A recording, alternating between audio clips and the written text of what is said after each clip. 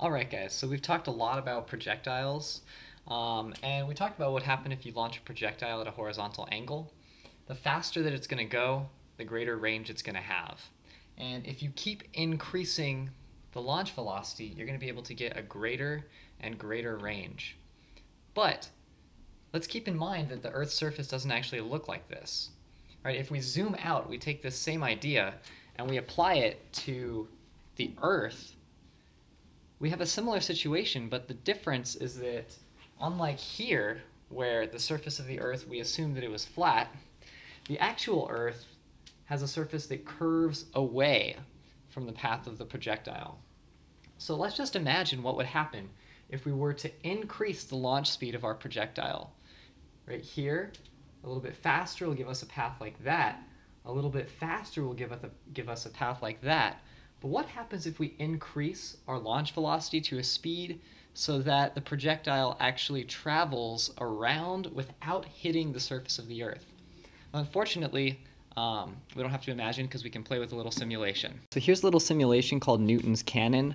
It's called Newton's cannon because this idea was really first conceived of by Isaac Newton when he was first starting to think about the orbits of objects and gravitational force. So basically what we can do here is we can adjust the initial launch velocity of the cannon. Unfortunately, I don't think we can change its height, but we can change its launch velocity. So let's just see what happens with 2,000 meters per second.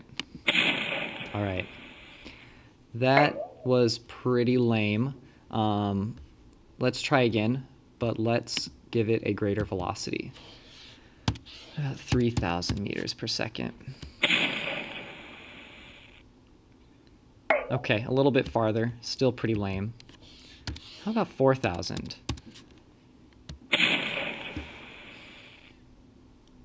All right, this is a little bit better.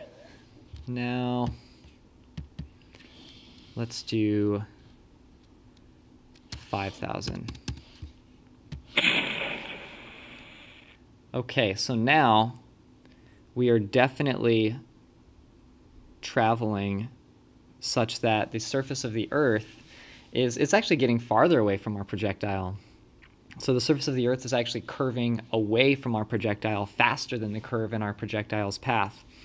Now let's go even faster. So let's try something like 8,000 meters per second. Now if we look at this path, our projectile is moving so fast that it still feels the gravitational force, but it's going so fast that that gravitational force only gives it a little bit of a curve, but that projectile just kept on going. I don't think it's going to come back either. So let's try something in between, let's say about 4,500. All right. There we go. So now it looks like the path of our projectile, it's not quite circular. It's almost a circle. Is it going to hit the ground? I don't think it's going to hit the ground. It's actually going a little bit further away. So here we have managed to find a launch velocity that gets us all the way around the Earth because that surface of the Earth is curving away from our projectile at about the same speed as it's traveling. Now, we should be able to find a speed, it'll probably be a little bit less than this, such that the path of our projectile will actually make a perfect circle. All right, so let's go ahead and say we found whatever speed we needed so that the motion of our projectile curved at the same rate as the Earth is curving away from it. If we find that speed, essentially we find ourselves in a situation where we're studying uniform circular motion. Again, and I just went ahead and pulled the tower out of our picture so that once our projectile gets going, it can just travel unimpeded and keep going in a circle. If this is in uniform circular motion, then we know that its speed should be constant and its acceleration should be centripetal, or it should point towards the center of its rotation. And in this case, that would be the center of the Earth. We also know that our speed at any given moment in time, actually our velocity because it's a vector, should be perpendicular to our acceleration vector. And I went ahead and I drew those two vectors in over here also, just so that we can compare them. They should have the same magnitudes, the velocities and the accelerations in both of these places, but the directions are different here than they are there. And these aren't free body diagrams. That's an important thing to remember. Free body diagrams show forces. These are just diagrams that show the velocity and the acceleration of our object, and I just drew them at 2 points. So we know if an object is in uniform circular motion, it needs to have a net force that is a centripetal force. That just means that the net force needs to be pointing towards the center of our circle, and the net force needs to also be equal to this, where m is the mass of the object, v is its speed, and r is its distance from the center of rotation. So in this situation, r would be that. Right? It's not the radius of the Earth, it's the distance from the center of the Earth to whatever our orbit is. And now, in this situation, we know that the only force acting on our object out here is the gravitational force. So the gravitational force has to be the force that's giving us the centripetal acceleration. We know the equation for gravitational force. We learned it just the other day.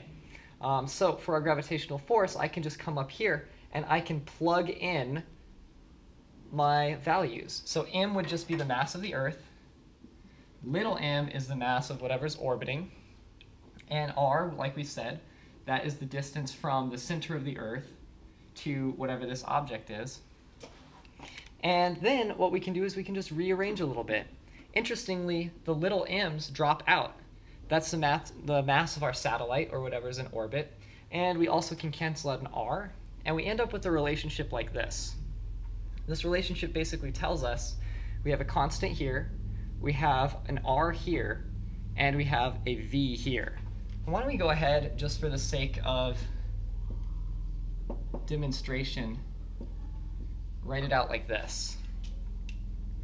Now, this basically tells me, since g and m are both constants, right? G is the gravitational constant, and m would be the mass of the Earth, that if we go further away from the Earth, to be going in circular motion, our speed has to decrease, which makes sense because the gravitational force is less as we go further away from the Earth. So we have this relationship for orbits. The further away we are, or the bigger the r is, the slower the orbit's going to be. The closer we are to the Earth, the faster the orbit's going to be.